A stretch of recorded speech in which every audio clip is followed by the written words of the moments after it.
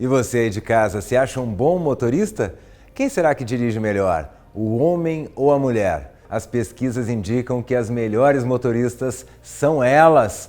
Afinal, 70% dos acidentes de trânsito são causados por homens entre 18 e 35 anos. Então a gente está precisando aprender com elas. Mas o que a gente vai aprender hoje é um pouquinho das consequências desse tanto de acidente de trânsito no nosso corpo e também, é claro, no nosso sistema de saúde. Nesse programa, onde a estrela é quem? É a sua saúde.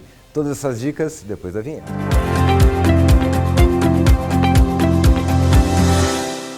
E já estamos aqui no estúdio com o Dr. Tiago Caixeta, ele que é ortopedista e está acostumado a lidar com essa parte do trânsito, né, doutor? Infelizmente, seja muito bem-vindo. Obrigado, José. É um prazer estar aqui com você para poder participar desse excelente programa.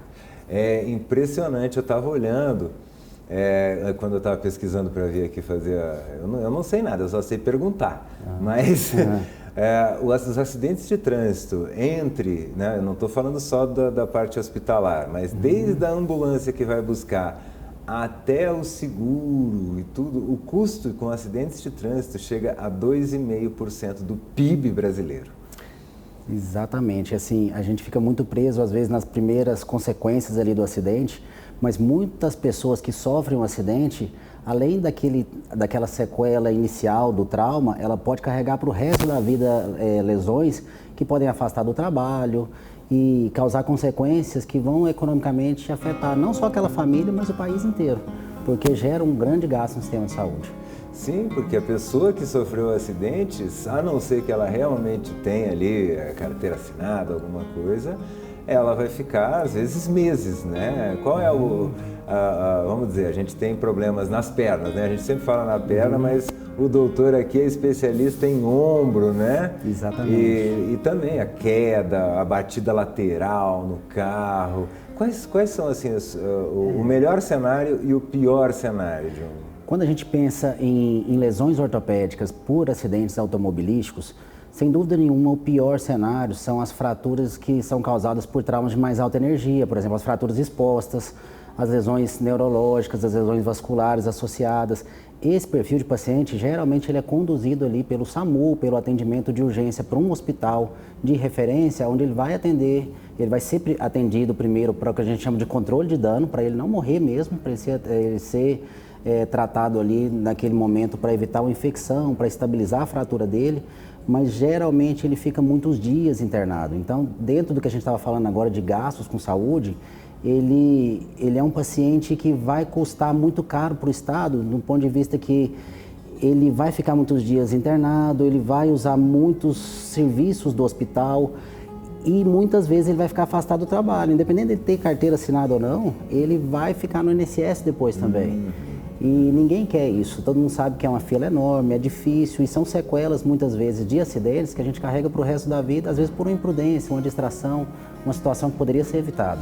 Eu estava dando uma olhada que também 45% dos acidentes de alguma forma tem a bebida alcoólica envolvida, né? Quer dizer, às vezes é mais do que uma imprudência, porque quando você ingere a bebida alcoólica e causa um acidente, aí, né, é muito complicado. Quer dizer, além de você ter a imprudência, que é só aquela coisa, eu tô perto de casa, não vou botar o cinto, ou tô perto de casa, vou de chinelo na moto, vou sem o capacete, coloca o capacete no cotovelo, né? Sim. Que também tem uma questão de os acidentes acontecerem num raio muito próximo de casa, que é onde a gente já está mais tranquilo. Tá não, mais é aqui pertinho, né? Acha que não vai acontecer. É verdade, né? Isso mesmo? Isso acontece e não é incomum também, acho que muitas pessoas que estão nos vendo agora já viram, às vezes, pessoas na moto com aqueles fixadores externos na perna.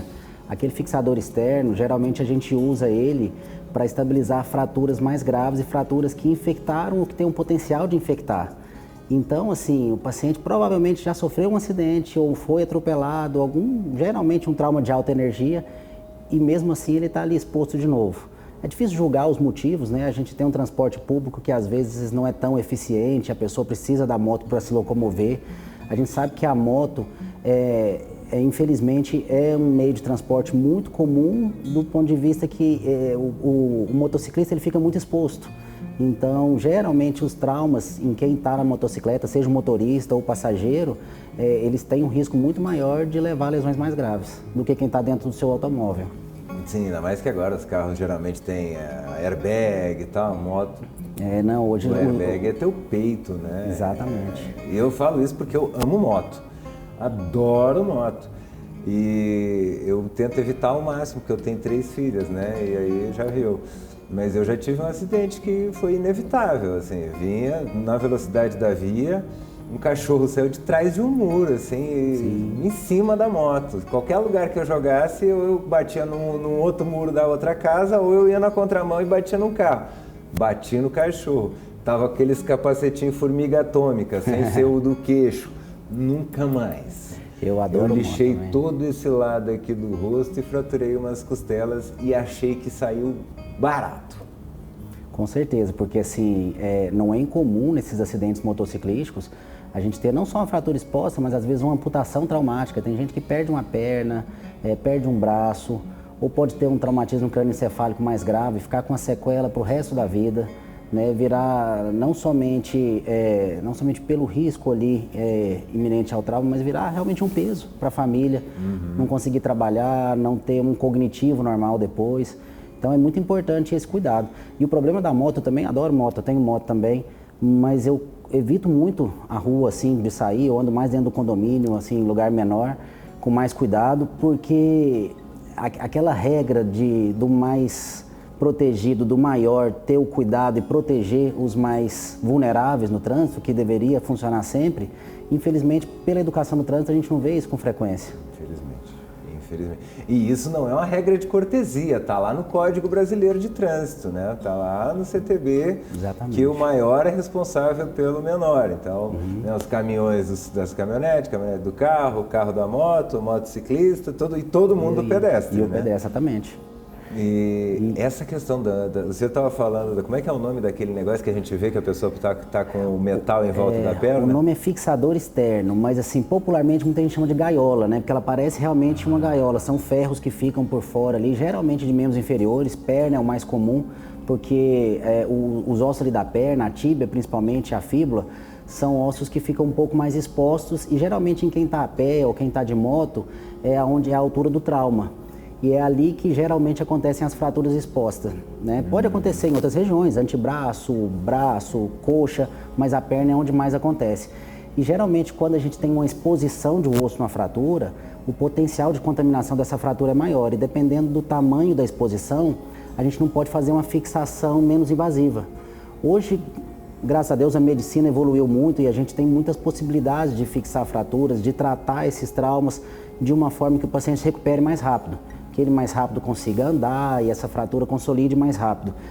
Mas em algumas situações onde o risco de infecção é maior, aí não tem jeito. Aí é necessário colocar esse fixador externo e muitas vezes no Sistema Único de Saúde, pela demanda grande de pacientes, aquele primeiro momento que o paciente chega no pronto-socorro e ele é admitido e vai para o centro cirúrgico, é a única chance que ele tem de ser operado.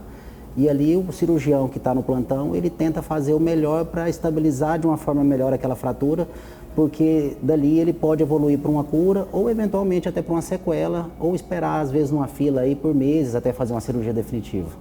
Ah, sim, que quando chega lá na emergência, quer dizer, é a chance dele fazer, porque se ele entrar na fila da cirurgia eletiva, digamos assim, aí ele já não é uma prioridade, né? O Sistema Único de Saúde, aqui em Goiânia nós temos alguns grandes hospitais que recebem esses pacientes de trauma, né? Os hospitais estaduais, principalmente o Hugo, o GOL, o Hospital de Aparecida, de Anápolis. No interior, hoje já temos esses hospitais também, Santa Helena, Uruaçu. Isso ajudou a desafogar muito Goiânia. Há 10, 15 anos atrás a gente via só o Hugo muito cheio, muito difícil.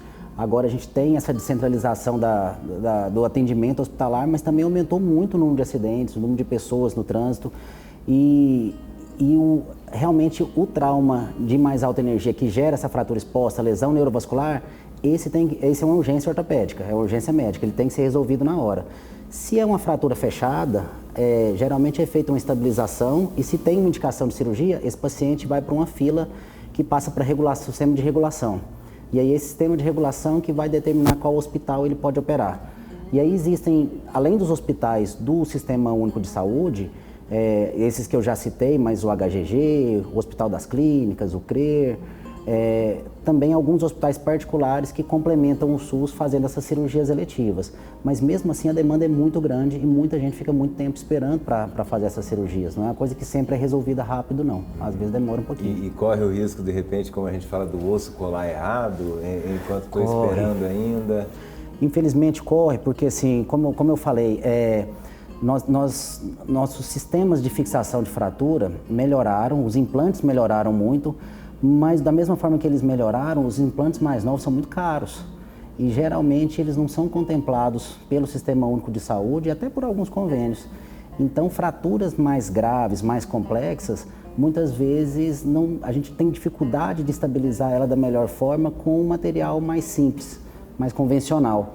E aí esse perfil de paciente, de trauma, de fratura que demora mais para operar, ele infelizmente pode evoluir com a sequela.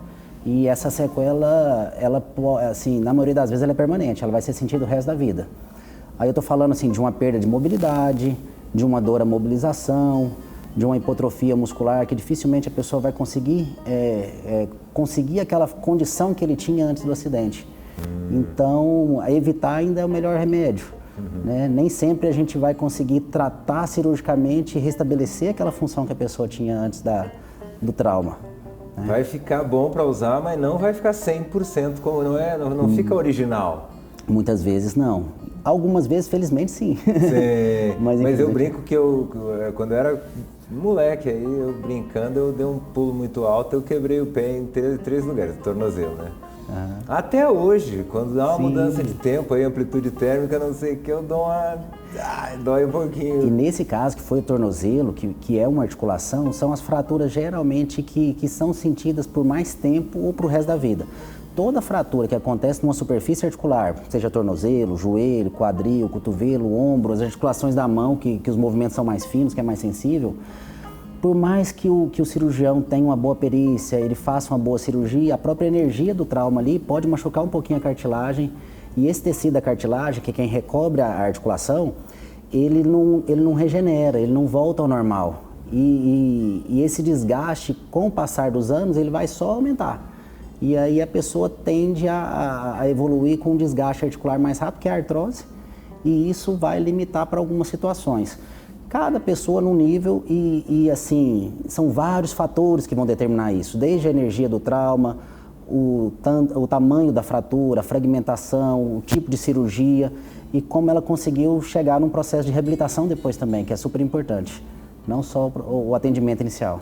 A reabilitação, eu queria falar um pouquinho sobre isso, porque a gente, principalmente, homem então nem se fala, colou, tá bom. E não é bem assim, né? Por que realmente precisa ter esse cuidado e ir na reabilitação? A gente tem o CRER aqui, que é uma referência, né? E vários outros lugares extremamente capacitados. Mas por que é necessário a gente fazer esse acompanhamento mesmo? Fisioterapia, né? Ir lá e mexer o pezinho e voltar. Colou, tá bom, vamos embora. Muita gente às vezes questiona o papel da fisioterapia e como ela pode ajudar, mas assim, sem dúvida nenhuma, assim, o papel do fisioterapeuta, do terapeuta ocupacional na recuperação de qualquer lesão, seja que teve que operar, seja que tirou o paciente às vezes da sua condição ali por pouco tempo, é fundamental. Sempre que a gente para de mexer uma região do corpo por um tempo, seja por uma contusão e qualquer motivo, a nossa musculatura atrofia um pouco mais, as nossas articulações ficam mais paradas, as articulações geralmente elas começam a evoluir com algumas fibroses, aderências, a gente perde um pouco da amplitude de movimento e se não é trabalhado o alongamento dessas cápsulas articulares, dos músculos e depois um fortalecimento gradual, dificilmente a gente recupera a função de novo. Não é incomum a gente chegar no consultório e pegar às vezes um paciente que passou por um serviço de atendimento desses maiores, que teve uma contusão, colocou uma tipóia, não foi tão bem orientado ali, achou que tinha que ficar com aquela tipóia, né? Tipóia é aquela imobilização do braço, e fica ali 3 semanas com o braço imobilizado porque machucou o ombro. Aí tira a tipóia e está com o cotovelo duro, não consegue mexer o cotovelo. O cotovelo não teve nada, não machucou antes, só que ele ficou 3 semanas sem mexer o cotovelo. Já tem um problema no cotovelo que tem que ser tratado agora, que vai ter que ficar ali semanas na reabilitação para poder ganhar de novo o movimento e a força. Então, o nosso corpo, ele foi feito para se movimentar. A gente precisa disso, né? Hoje em dia está muito comum, para quem tem doenças ortopédicas, musculoesqueléticas, às vezes falar de uma suplementação, seja de uma vitamina, de um remédio, fazer uma infiltração, mas o melhor remédio é o exercício, né? A gente está falando da reabilitação, mas aí entra até a academia, a atividade física regular, a boa alimentação, o sono, a hidratação, tudo isso é muito importante. Eu vi que alguém que tem reserva muscular, né, que a gente fala muito da história de ter músculo, né? Isso. Ah, não, eu sou magro, não, a gente tem que ter um pouquinho de músculo para quando a gente ficar velho, a gente ter ali uma reserva. E quem, por exemplo, está na faixa dos seus 30, 40 anos e já tem essa reserva muscular, não estou falando de ficar bombadão, não. Estou falando de ter músculo normal, de quem se movimenta, de quem faz um exercício. A recuperação cirúrgica é muito diferente. Muito melhor. José, a gente tem poucas certezas na vida, né? Assim, independente da crença de cada um, mas uma das certezas é que a gente vai envelhecer, a gente vai perder músculo, a gente vai perder osso. E isso é inevitável, a gente vai evoluir com desgaste do nosso corpo. Então, a gente aumentar o estoque de músculo, o estoque de osso é muito importante. A gente fala muito da osteoporose da mulher, né? Toda mulher que entra na menopausa, ela tem uma alteração hormonal que vai aumentar ali a reabsorção óssea, né? Então ela vai evoluir para uma osteoporose, com a perda óssea um pouco mais rápido que os homens, que é um pouquinho mais na frente. Então, se a gente não ganha esse estoque ósseo antes, com exercício resistido, aí quando a gente fala exercício resistido é musculação mesmo. Não é só a hidroginástica levinha, não é aquela caminhadinha passeando, conversando. Isso é bom para a parte cardiovascular, isso é bom para a parte lúdica, mas para a gente ter uma qualidade de vida, para a gente conseguir ficar velho e sair da cama sozinho, sem ninguém ter que ajudar, ir no banheiro, sentar no vaso sanitário, levantar, a gente precisa ter músculo. E ninguém quer, todo mundo assim quer ter alguém para ser cuidado, se precisar, mas eu acho que ninguém em sã consciência quer passar por isso e quer precisar ser cuidado. Então, a gente tem formas de prevenir isso, e é principalmente quando a gente é novo. Sobretudo quando a gente é mais jovem e não devemos começar tarde. Ali com 15, 20 anos de idade já pode começar a fazer exercício, que é na hora certa. Tá, já é o começo ali do plantio, né, como a gente fala. Eu brinco, eu tenho 3 filhas, elas vão ter que me cuidar, mas eu vou me cuidar o máximo para elas terem que começar a me cuidar só o mais tarde possível, tá? Eu combinado com vocês isso aí. Achei interessante, o senhor usou uma palavra várias vezes aqui, uma fratura de alta energia, um impacto de alta energia. O que é isso, a alta energia? A gente geralmente, quando vai descrever as fraturas, a gente fala alta energia, moderada e baixa energia. Então, eu vou começar do baixa energia. Por exemplo, a fratura da osteoporose, que a senhorinha está no banheiro, ela desequilibrou e caiu e quebrou o fêmur. Esse é um trauma de baixa energia que naquele paciente que tem osteoporose pode produzir uma fratura de fêmur, mas que num jovem de 25, 30, 40 anos de idade nunca ia quebrar um fêmur por cair ali no banheiro, em condições normais. Para quebrar um fêmur, que é o osso da perna, do quadril, num paciente jovem, ele precisa de um trauma de alta energia. Aí o que é um trauma de alta energia? Um acidente de moto em alta velocidade, um trauma automobilístico que bate o painel ali no joelho e projeta para trás, uma queda de altura. E um trauma de moderada energia são aqueles traumas geralmente do esporte. Então, estou jogando bola, caí, tive uma trombada, esse já é moderado. Não é tão baixa energia, mas também não chega a ter aquela energia do trauma. É difícil mensurar isso, né? A gente não vai conseguir medir ali a força de cada trauma, mas é mais ou menos pelo que representa. Então, assim, pauladinha, paulada e pauladão. Exatamente. Isso? Exatamente. Tem uma medida aí que vocês usam para poder tentar... Não, esse aqui tá tudo certo. Isso. Quer dizer, em jovens tem que fazer uma coisa muito séria para quebrar o fêmur. Isso. Na pessoa que está com osteoporose... Ele pode quebrar mais facilmente porque o osso é mais fraco, o osso é mais poroso. Ele está mais vulnerável a quebrar com um trauma de menor energia. Então, assim, uma pancadinha menor pode causar a fratura. Nesse perfil de paciente da osteoporose, inclusive, é muito discutido isso. O paciente caiu e quebrou ou ele quebrou e caiu? Porque tem paciente também que pode ter a queda porque quebrou. Às vezes por exemplo, na coluna. É comum a gente ver o velho que vai ficando encurvadinho para frente. O exame de imagem desse perfil de paciente ali, de 80 anos, geralmente, que já está mais encurvadinho, as vértebras, que são os ossos ali da coluna, que geralmente eles têm um formato mais retangular, ele começa a ficar mais acunhado, a parte da frente começa a achatar, porque é tão poroso que o peso do corpo da frente afunda ele, e aí a pessoa vai encurvando para frente.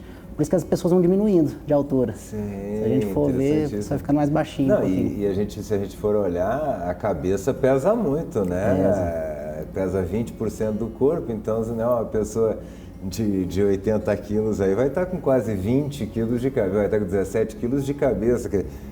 O que também acontece aqui no telefone, né? Manter a barriguinha, quando a gente vai ficando mais velho também, menor, é mais difícil, geralmente. Então, às vezes, essa questão do físico, da atividade física, dos cuidados posturais, tudo isso pode atrapalhar um pouquinho a saúde. Mas tudo volta naquilo que a gente estava falando, da atividade física, de se cuidar. É sem dúvida nenhuma o melhor remédio para a gente poder ter uma longevidade com qualidade. Tem um outro detalhe também, você estava falando em fratura de fêmur. Quando a gente quebra um osso grande, o osso ele não é só, né, osso, ele tem um recheio, digamos assim. E aquele recheio ele pode vazar, e aí eu quero, depois do intervalinho comercial, eu quero que o senhor explique direitinho, porque esse é um risco que depois vai vir depois, né? Sim. Por isso o senhor falou, quando chega, tem uma equipe lá de emergência que é para manter vivo, para tentar arrumar da melhor forma possível. José, toda fratura de osso longo, principalmente fêmur e tíbia, que é o osso da perna, a gente tem um risco maior de trombose.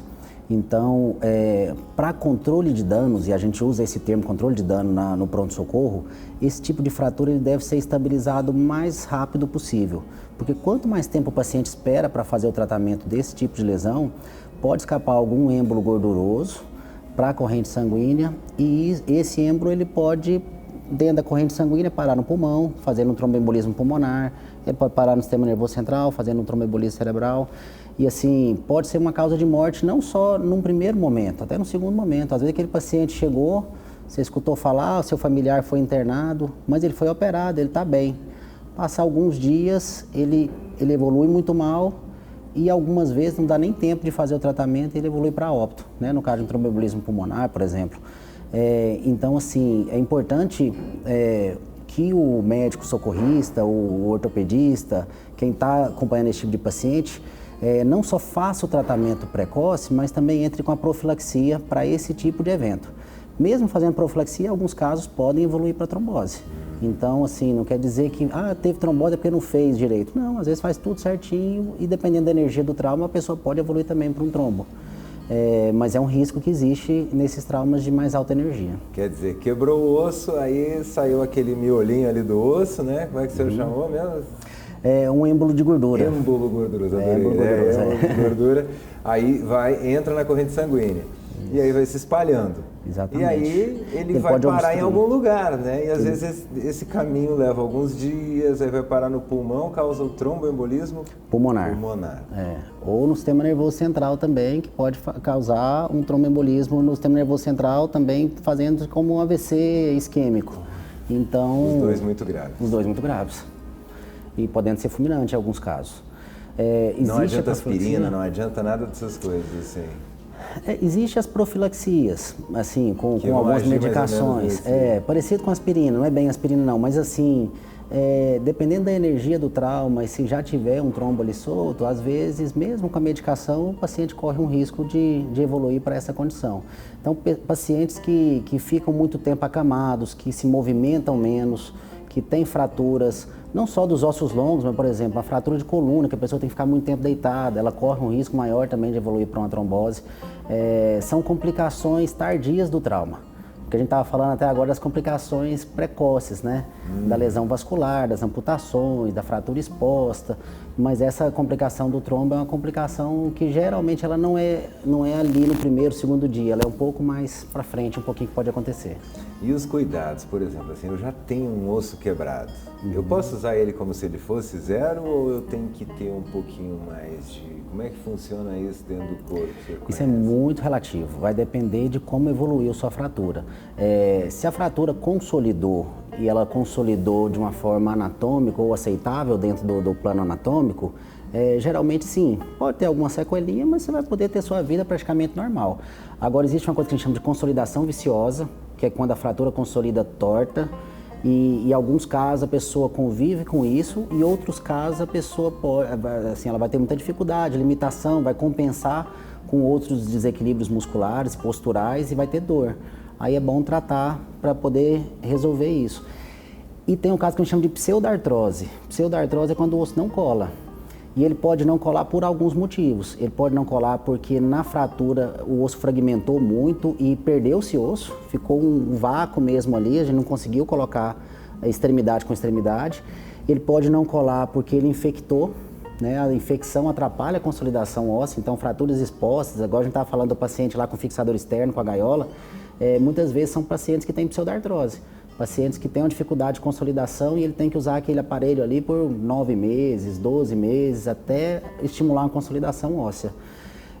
E tem casos, por exemplo, de fraturas muito graves de extremidade articular, que a articulação ela quebra em tantos fragmentos, ela esfarela tanto, que não dá para montar de novo, que aí precisa pôr prótese.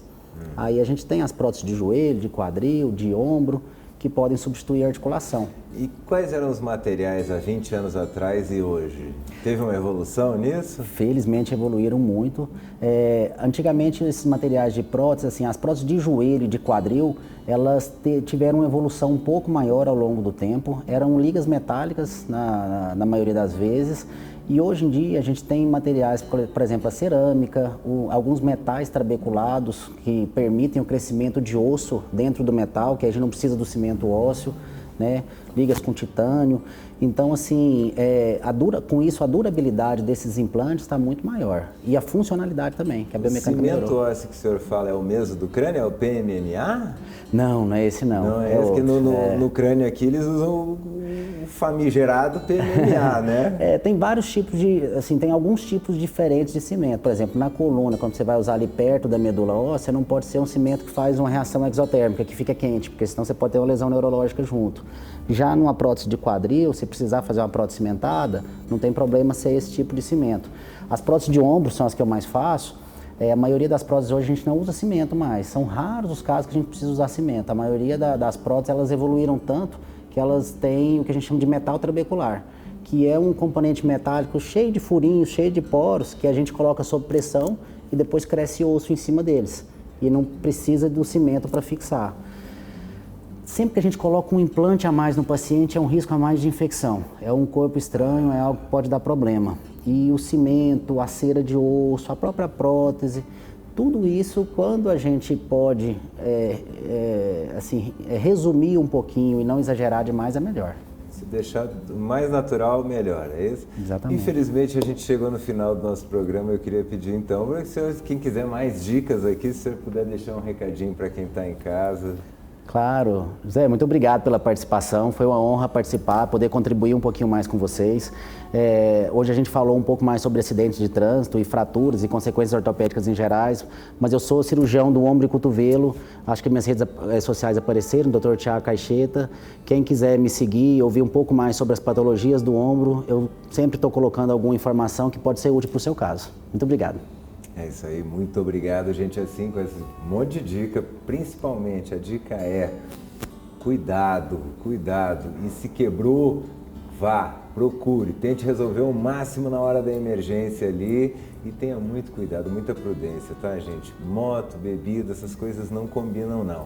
Mas eu vou contar uma história para vocês. Esses dias eu cheguei na frente do meu prédio e eu vi um rapaz com aquela armação em volta da perna e com um capacete no cotovelo. Eu falei, nossa, difícil, né? Ele com a armação e continuou andando de moto. Aí ele chegou na motinha dele, colocou a caixinha ali, ó, de entrega nas costas e foi. Então ele podia até estar sentindo dor na perna, meu querido, mas não julga não, porque às vezes a dor da fome dos meninos e a expectativa da esposa em casa não para não. Então é isso, cada um vive como pode e faz o que pode para viver. Um grande beijo e até amanhã.